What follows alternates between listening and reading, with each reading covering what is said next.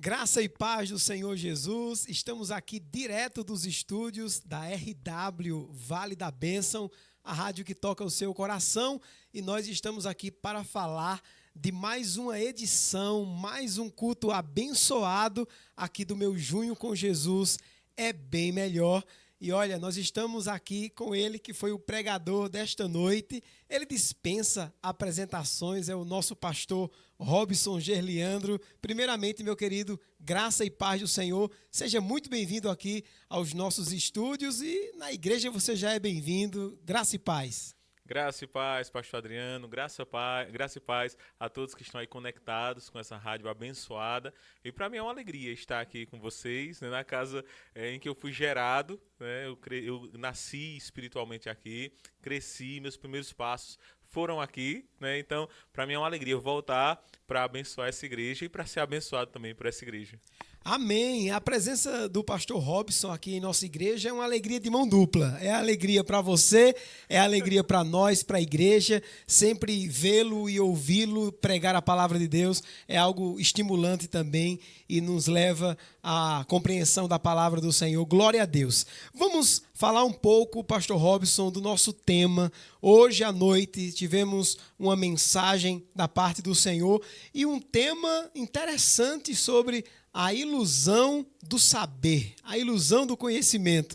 E nós ouvimos a mensagem e até então, no primeiro momento, o que veio na cabeça foi estudar para quê? Até que nós entendemos que tudo que fizermos deve ter um propósito, não apenas horizontal, mas acima de tudo vertical. Conta um pouco para os nossos ouvintes o que foi essa noite, essa mensagem pregada, anunciada, o que nós poderíamos passar para os nossos ouvintes sobre aquilo que meditamos hoje com base no livro de Eclesiastes, capítulo 1 e capítulo 2. Pois é, né? O livro de Eclesiastes é um livro espetacular, né? Com uma mensagem muito maravilhosa, profunda e desafiadora. E principalmente para os jovens, né? Pessoas que estão muitas vezes procurando um sentido para viver. Então, os adolescentes, jovens que estão naquela fase de tomarem as principais decisões da vida, né? Com quem eu vou casar, qual curso eu vou fazer, qual profissão eu vou ter, qual fé eu vou abraçar. Então, infelizmente, torna-se às vezes até normal muitas pessoas colocarem o sentido da existência em coisas que são terrenas. E dentre essas coisas terrenas existe a ilusão do saber. Então muitas pessoas estão utilizando o saber de uma forma como se a sabedoria pudesse redimir. E essa perspectiva redentiva no saber é algo que é terrível e é muito complicado. Então a nossa proposta hoje à noite foi exatamente essa, de mostrar que o estudo, o saber, pode ser uma grande bênção se for utilizado para a glória de Deus. Porém, se uma pessoa deposita uma grande perspectiva, uma grande expectativa no saber, uma expectativa redentiva, então há uma grande probabilidade, para não dizer assim, é certeza de que no final da vida dessa pessoa, ou talvez em algum momento anterior, se uma luz vier sobre essa pessoa, então ela vai olhar para os diplomas que conseguiu, para o conhecimento que adquiriu e vai ver que esses conhecimentos, esses diplomas não dão o sentido da vida que essa pessoa esperava ter. Então, essa foi a nossa proposta, né, central nessa noite, foi tentar mostrar para as pessoas que o conhecimento é muito importante, é muito bom. Você deve, até brinquei com o pessoal, né, não é deixar de ir para a escola, não é tirar o menino da escola de forma alguma, mas é que você possa utilizar o conhecimento para a glória de Deus. Muito bem, você falou uma coisa interessante que marcou muito o nosso coração, a ideia de que o próprio saber pode se transformar numa idolatria. Geralmente a gente entende idolatria como um objeto na parede, como um objeto qualquer que se torna um ídolo para a gente. Agora, me parece um tanto minucioso essa ideia, é uma ideia que parece bem escondidinha ali. Como assim? Como o saber pode se tornar um ídolo? Como é que os nossos ouvintes, nós podemos compreender e identificar quando o saber se torna um ídolo? Assim, a gente sempre diz, né, que a diferença entre o remédio e o veneno, às vezes é uma questão de dosagem. O mesmo remédio que, se for tomado de uma forma certa, pode curar, se você tomar de uma forma errada, então pode matar, tornar-se um veneno. Então, da mesma forma, é a questão do saber, a busca pelo saber. Então, a busca pelo saber pode ser uma bênção muito grande, se você utilizar ou procurar o saber da forma correta, com a perspectiva correta, com a metodologia correta também. Da mesma forma, se você utilizar a sabedoria de uma forma errônea, que é o que nós colocamos a questão da idolatria, então será uma maldição para você. Então, a linha muitas vezes que divide a idolatria do sonho, ela muitas vezes é muito tênue, né? Então, muitas pessoas começam na busca pelo saber, às vezes até com uma perspectiva correta, um desejo correto, uma motivação correta. Só que, se nós não tivermos cuidado, isso não acontece somente com o saber, mas com tudo na vida. Então, tudo, quando você começa a depositar exatamente essa expectativa, esse sonho em excesso, então isso acaba dominando o seu coração. Então, o que é o ídolo? O ídolo não é necessariamente uma imagem, né, que é carregada, não necessariamente isso também é um ídolo. Mas o ídolo é aquilo que conquista o seu coração. Então, se a busca pelo saber começa a conquistar o seu coração, a ditar a forma como você vive, então isso é uma característica de um ídolo. Eu acredito que qualquer pessoa que está na universidade, ou no mestrado, ou no doutorado, ou em qualquer curso, né, precisa fazer essa autoanálise. Então, por que eu quero fazer isso? Até que ponto isso me domina? Se eu não conseguir esse título, isso vai me frustrar a tal ponto de que eu não vou ter a alegria, né, a motivação para viver. Então, quando isso se torna um ídolo, então isso acaba, como eu disse, dominando a sua vida e fazendo com que a sua alegria esteja naquilo mesmo.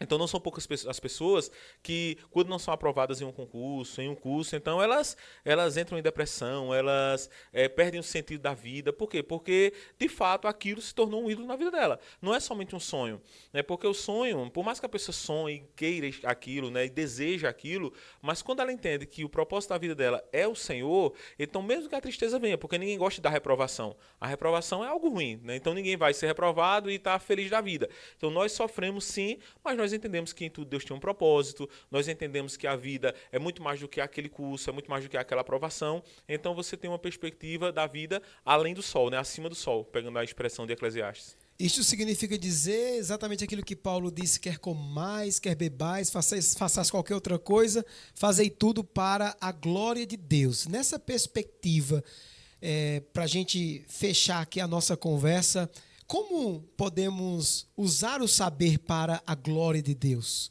Como isso pode acontecer na prática, na vida de um estudante, de um jovem, um adolescente, aquele que está almejando o conhecimento? Como fazer desse caminho para a glória de Deus? Fazer com que esse caminho exalte o Senhor? Quais são as dicas práticas que você poderia nos dar aí para entendermos melhor esse propósito de Deus para as nossas vidas? Eu acho que o primeiro ponto, para quem está na academia, quem está na luta mesmo aqui, a primeira coisa é a gente colocar o Senhor como prioridade da nossa vida. Então, tipo, se você está estudando para um concurso ou para um curso, então analise se você não está deixando a boa parte, pegando a história de Marta e Maria, né? Então, tipo, antes de tudo, você não pode pensar assim, tipo, não, agora eu vou passar aqui a minha vida, eu vou deixar Deus em segundo plano, mas aí quando eu for aprovado, aí eu coloco o Senhor em primeiro plano novamente. Há uma grande probabilidade desse primeiro plano nunca ser ocupado pelo Senhor.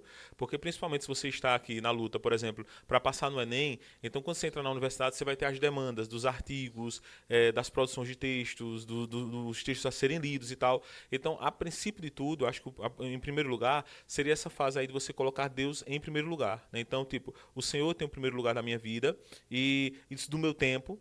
Então, eu estou aqui servindo ao Senhor, eu estudo, mas a prioridade é o Senhor. Então, essa seria a primeira coisa. A segunda coisa é quando você está estudando, mas aí você pensar o seguinte: como isso que eu estou estudando vai me ajudar a glorificar a Deus na minha vida? Então, quando você pensa, por exemplo, numa profissão, então quando você é um ótimo estudante, então você acaba sendo uma bênção para a glória de Deus. O bom estudante é aquela pessoa que vai ser elogiado pelo professor, pela sua disciplina, pelos outros alunos, e eles vão ver que o Senhor, né, que ser crente, ser ser cristão é uma bênção para o ensino. Eu lembro, assim, aí permita-me dar Fica à testemunho vontade. da minha vida mesmo, né? Mas eu lembro assim, né, que na própria universidade eu tenho alguns colegas que, às vezes no ambiente da universidade, né, então estavam ali nos barzinhos, assim, muitas vezes não levando a sério o curso. E assim, eu sempre tive essa característica, né? Eu sempre Tem gostei muito da assim. questão do salário, né? Tô querendo É, estudar para chegar lá, ganhar um bom salário e só pensando nessa questão. também isso, né? E assim, eu sempre tive esse hábito assim de ser muito disciplinado, né, nos estudos. Eu sempre gostei, né? E aí eu lembro assim que muitas vezes alguns professores, né, eles comentavam até, eles sabiam que eu era evangélicos, lógico, e aí eles comentavam e brincavam ali com a ética protestante, espírito do capitalismo, né, do Max Weber. E aí ele dizia, olha, isso aí é um protestante, né? Isso aí é um protestante, porque ele é focado e tal. E aí ficava brincando assim, mas você vê assim que aquilo era um testemunho. Era um testemunho de quê? De que o cristão não era um alienado, mas o cristão é aquela pessoa que estuda para a glória de Deus. Então eu acho que esse é o ponto para aqueles que estão na universidade, estão no cursinho, né? É você fazer do estudo não um ídolo, mas você estudar o melhor que você pode para a glória de Deus. Então quando você é um bom estudante, quando você se forma e você é um bom profissional e você faz aquilo, então o nome do Senhor é glorificado. O bom profissional, o bom estudante não é simplesmente aquela pessoa que utiliza o horário da faculdade para estar falando de Jesus para as outras pessoas. Se você pode, amém. Isso é bom, se você tem essa oportunidade, ótimo. Mas não adianta você falar de Jesus para as outras pessoas e ser um aluno indisciplinado, né? Então, assim, viver para a glória de Deus é muito mais do que falar sobre Jesus, é você viver Jesus. Eu acho que são pequenas atitudes que você pode tomar e que fazem com que você traga esse conhecimento e busque conhecimento para a glória de Deus.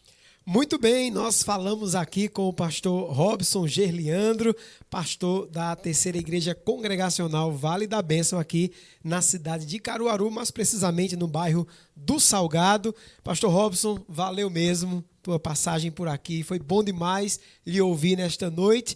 E a gente segue aí nesse mês de junho, toda segunda-feira, todo sábado, porque o meu junho com Jesus é bem melhor.